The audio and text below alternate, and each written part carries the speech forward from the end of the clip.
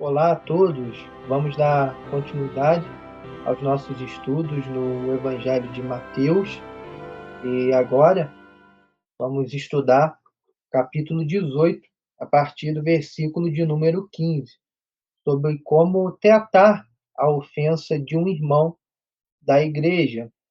E Jesus, então, ele vai falar: se o seu irmão pecar contra você, vale ressaltar que essa expressão contra você, essas duas palavrinhas, elas não se encontram em muitos manuscritos, mas quando a gente analisa o contexto, de um modo geral, como Jesus ele vai tratar sobre o perdão, sobre também fazer alguém tropeçar, alguém cair, isso já foi falado no último estudo. Então a ideia aqui, de fato, é uma ideia de um pecado pessoal, mas por implicação nós podemos sim dizer que esses princípios aqui que Jesus ele vai ensinar são princípios que podem ser aplicados para outros tipos de pecados também, não somente os pecados de ofensa contra algum irmão da igreja. Pois bem, continuando então aqui, o texto vai falar: se seu irmão pecar contra você, vá e a sós com ele, mostre-lhe o erro. Se ele o ouvir, você ganhou o seu irmão. É importante a gente destacar isso, porque a ideia aqui do texto é mostrar para nós como que uma igreja deve viver em comunidade. E essa vivência, ela passa por algumas situações. Existem momentos em que pessoas podem brigar com outras pessoas, uma pessoa pode acabar ofendendo uma outra pessoa, fazendo algum mal com outra pessoa. E essas coisas elas vão acontecer, elas acontecem, só que a igreja precisa tratar. E como que a gente trata desses problemas de pecado dentro da igreja? Então aqui Jesus ele vai citar uma situação. Ele vai colocar aqui a seguinte situação: se o seu irmão pecar contra você, se ele tentar fazer algum mal contra você, o que você tem que fazer diante disso? Muitas pessoas têm ensinado errado essa questão, porque elas simplesmente falam que tem que perdoar.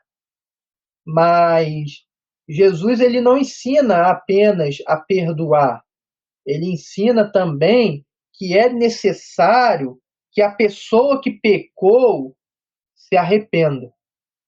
Então, além da necessidade de perdoar, sim, aquele que foi ofendido, ele deve perdoar, existe também a necessidade da pessoa que ofendeu de se arrepender. Então, há duas partes, há dois lados. Um lado deve perdoar e o outro lado deve se arrepender. Esse processo ele é explicado de uma forma bem mais breve no Evangelho de Lucas. Acompanhe comigo o Evangelho de Lucas, no capítulo de número 17. Veja o que diz Lucas, capítulo 17, versículo de número 3. Tomem cuidado. Se o seu irmão pecar, repreenda-o. E se ele se arrepender, perdoe-lhe. Veja que a ideia é a mesma do Evangelho de Mateus, capítulo 18.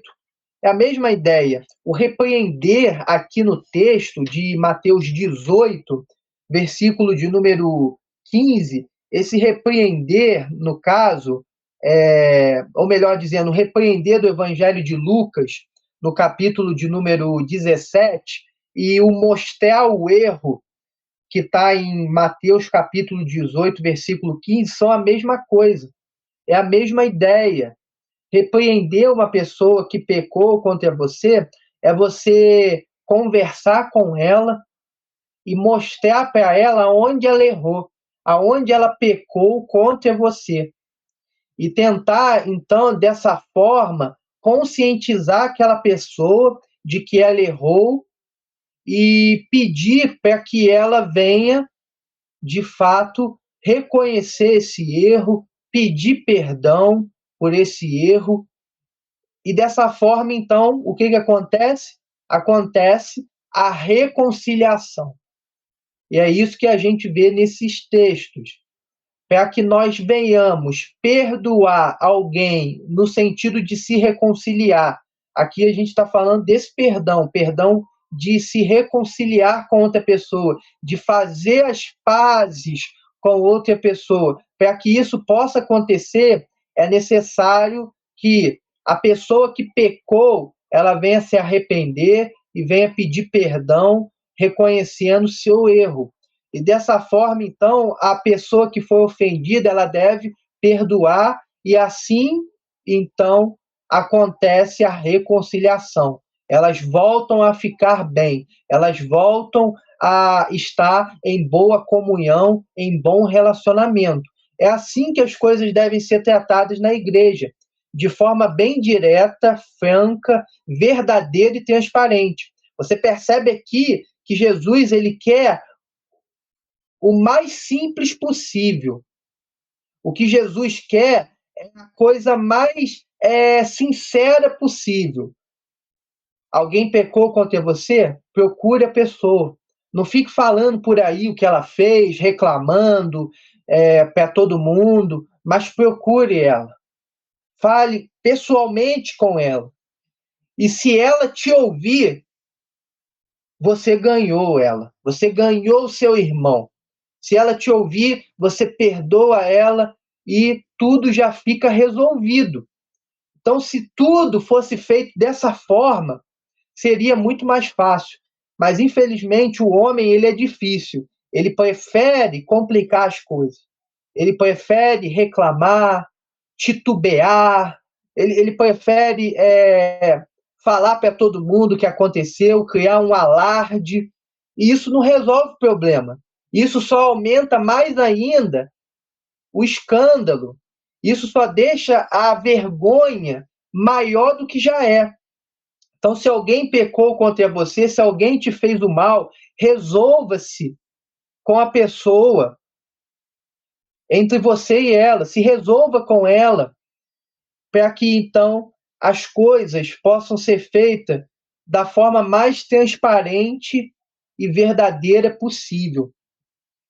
Só que o versículo 16, ele vai então continuar a situação, e nessa situação, então, supõe-se que a pessoa não ouviu, a pessoa não quis se arrepender, ela não quis reconhecer o erro dela. O que fazer? Versículo 16. Mas se ele não o ouvir, leve consigo mais um ou dois outros, de modo que qualquer acusação seja confirmada pelo depoimento de duas ou três testemunhas. Olha que interessante. O Senhor Jesus aqui, ele fala para insistir. Se alguém pecou contra você, vai até a pessoa. Mostre para ela o seu erro. Se ela te ouvir, você ganhou ela. Agora, e se ela não ouvir? Se ela não ouvir, insiste. Dê uma segunda chance. Mas dessa vez, não vá sozinho. Nessa segunda visita ou nesse segundo encontro, vá com duas ou três testemunhas.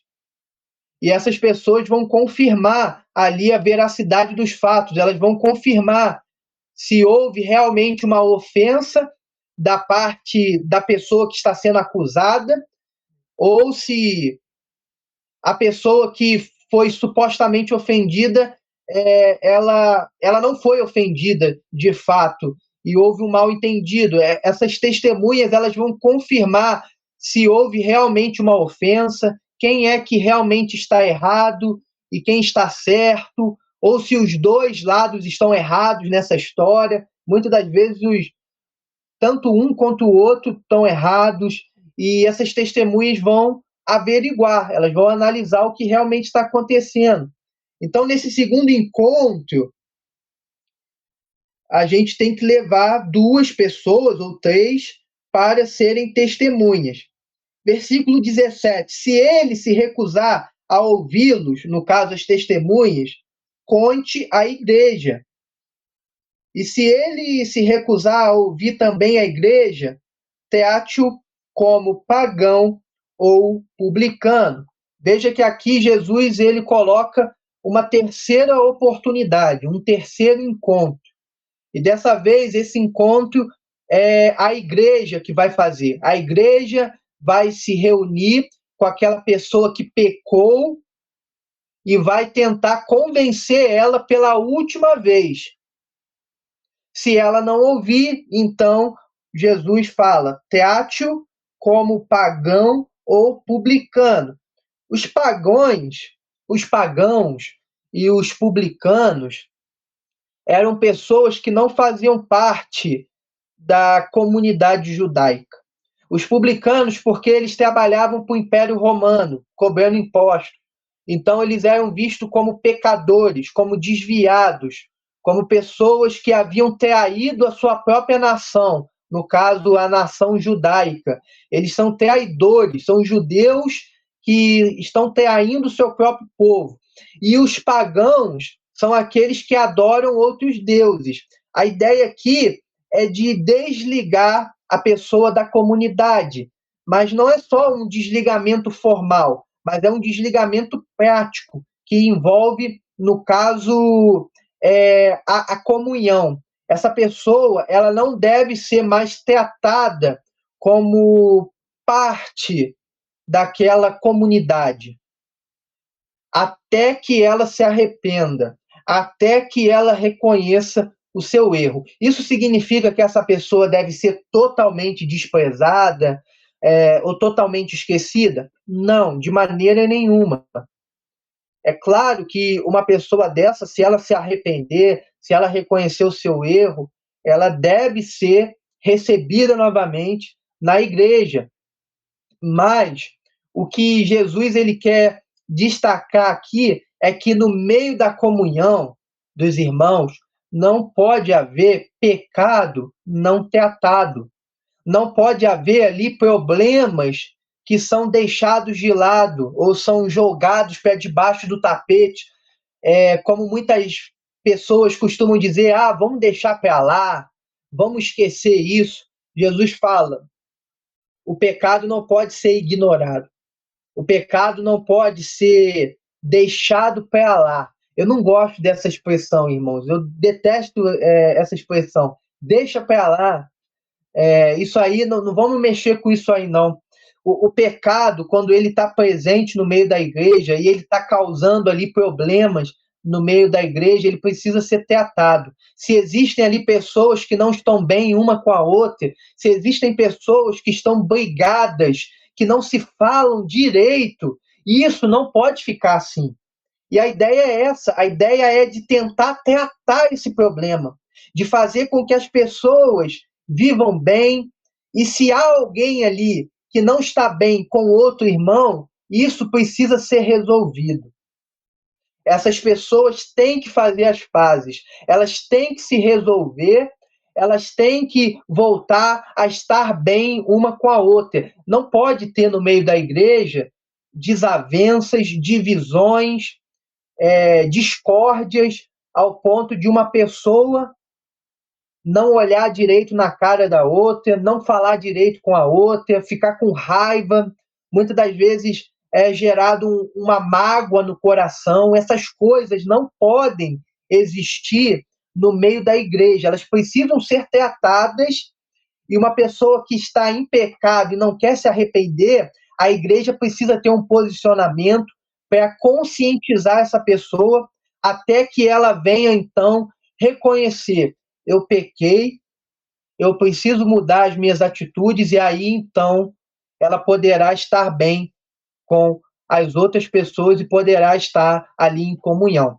Não adianta a igreja fazer vista grossa, deixar os membros ali pecando, fazendo o que quiser, e não levando em conta nada disso, não adianta, porque toda aquela reunião, todo aquele ajuntamento, a ceia e as outras reuniões se tornam uma reunião de falsidade, de hipocrisia, quando não é tratado da forma como o Senhor ensinou aqui.